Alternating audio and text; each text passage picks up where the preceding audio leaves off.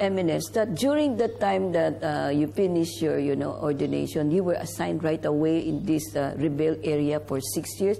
Don't you find it very difficult that you were in a shock after being so protected in the seminary, and then you suddenly have to go out to this kind of, I consider it to be a very dangerous area. You don't even know where will you stand there, right? Right. Yeah. So how did you accept it? How did you survive that? So I was, as soon as I was ordained, I was posted in that area where at the time no transport, hardly, maybe just once or twice in a week. There's a marketing day. You have up to the halfway only. You have the big truck going there. So the rest of the time you walk there for 11 hours. Wow. So for the 6 years. I struggled through that one, especially physically, but it was a good exercise for me. Since being a religious, my superior, the Monsignor, told me that you are a religious, you should live in a community life. But because of the lack of priests, you are sent there. But it's on one condition, he said, you must come to the center for recollection, monthly recollection, every month. Okay. So that's the condition that with that I was sent. So I go there, and most of the time I work for 11 hours, coming to the center, and after recollection I went back there for that.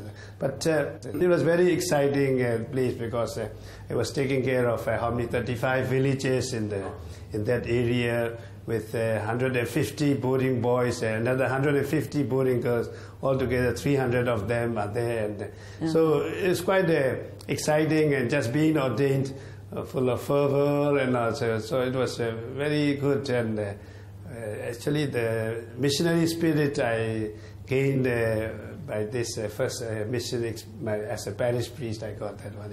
So you mean to say the Salesian congregation is the one providing that for them, or it's the diocese of that area? No, not the Salesian congregation. That this is the diocese, our own, the local. Local, what is a donation. So I became interested in the boarding children, especially the poor and especially the orphans. Up to now, the interest that I had is because I myself was someone like an orphan and taken care of by the Salesians, and so that response that I had towards the others, the boarding houses and the boarding children, it's inspired because I was in the same condition, and I had the desire. I have the desire to help all the other boarding children, and that's what. So it was mainly by the local contribution, and of course sometimes we were receiving helps from some international organizations. Yes. So what do you think, makes you feel that you were able to persevere with so many challenges that's coming now, Of course, perseverance is a grace of God, first of all.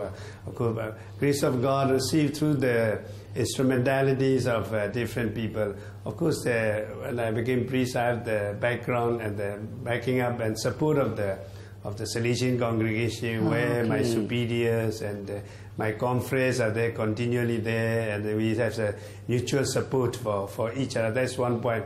But at the same time, when I entered this, for example, the first parish in Loy Kham, there's a big support of there's another religious community, the Sisters of Reparation there, and also the church elders in that village there, and the mutual love that we have with the parishioners there, that's also a big support. And of course, when I entered the parish, the language and the ethnic is completely different.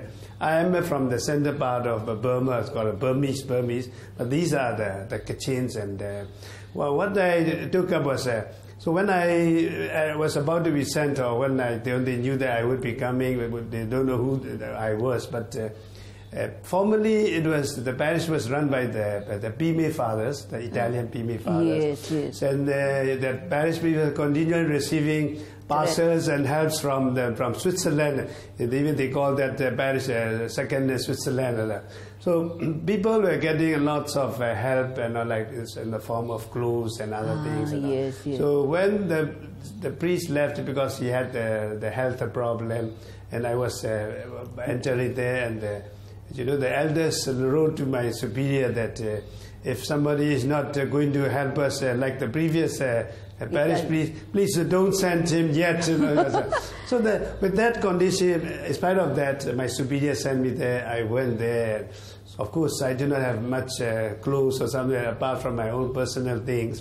Yeah, with no guarantee. Yeah, but what I did was, as soon as I reached there, I learned the local language, the ethnic local language, and after 1 month I started, after preparation of course, started preaching in that local language, and I tried to mix with the people, talk with them with their local language. Formerly the parish priest was speaking another language which was translated, but now I enter it and I speak their language, and so they forgot all about the clothes, parcels the and the clothes, and yes, yes. So for these 5-6 years, the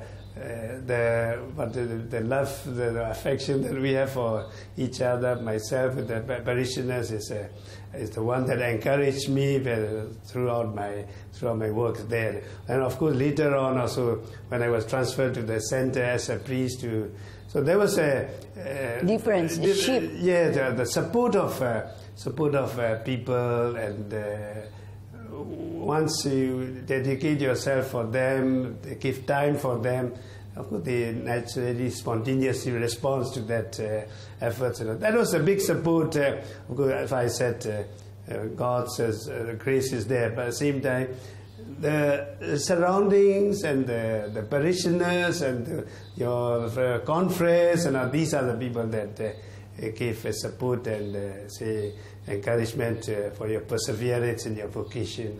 So when we have, of course, when we have distractions of other things which are not pastoral, then one's pastoral life become very weak. But when your attention is there towards the people, the needs of the people, going for the sacraments or the conducting Bible classes and all that, that's give a support. So you feel fulfilled in your ministry. That's the one. Yeah. There's a fulfillment on your part. Yes, sure. We will continue later on sa pagbabalik po ng programang Power Tonight with Elvira.